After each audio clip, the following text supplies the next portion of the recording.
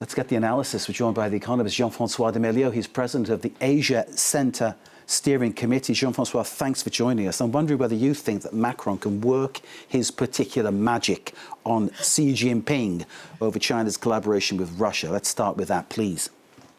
Well, that's one topic. It's not the only topic. No. Most topics are related to economics because we have quite a few debates with China, and there are big conflicts and smaller conflicts. We can probably try and solve the smaller conflicts. We have one on cognac, as you know. And that's probably a small step. You're talking trade now, aren't you? Yes, obviously, yes. that we can achieve. Yeah. Now, on the big topics like Ukraine war and how close Xi Jinping is to Russia, President Macron has to make efforts, that's for sure. How much can he move Xi Jinping?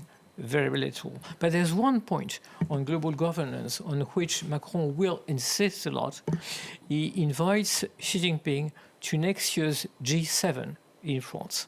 And it would be quite a major stroke if indeed Xi Jinping comes, because that would mean that he cannot support the existing governance status as opposed to the new governance that China is trying to reinvent with the Global Governance Initiative, which is the great idea in China now.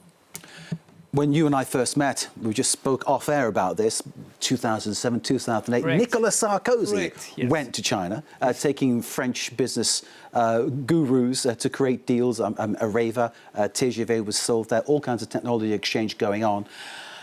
It's a different relationship now between France and China, isn't it? It's a different France, of course. We can all see that. But it's also a very different China. Xi Jinping was not at the very beginning of his mandate, but he was not as much into his mandate. And remember, there was no COVID at the time, and there was no Ukraine war, and China was less assertive, as we call it now.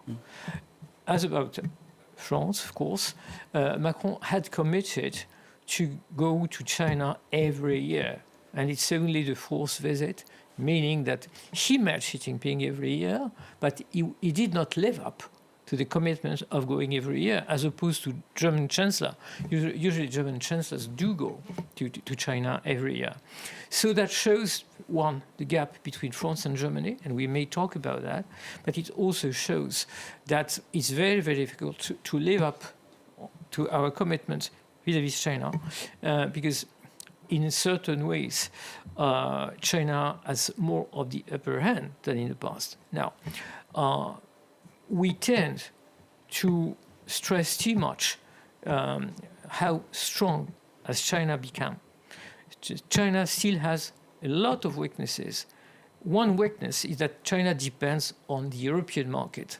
And one message Macron is probably conveying is that European market is very important for you.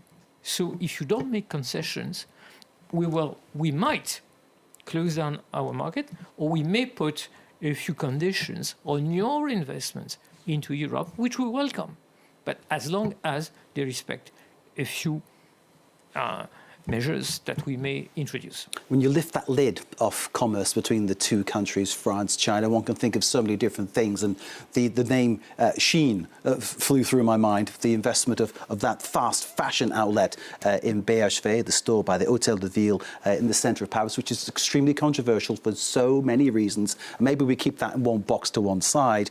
The issues regarding the sort of exchange between both countries, I'm thinking, is there some way that both can use it to their advantage to avoid, say, Donald Trump's kind of tariffs, that kind of thing? Well, maybe there are two levels, because the fast fashion thing is something which is of concern also for Chinese brands, because you do have Chinese brands which suffer from the fast fashion as well. So possibly, yes, this is an issue.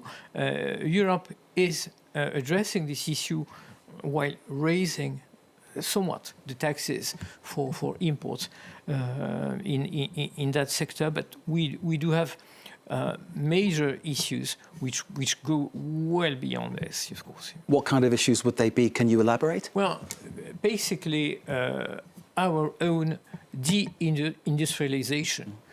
China has captured most industrialized sectors namely cars.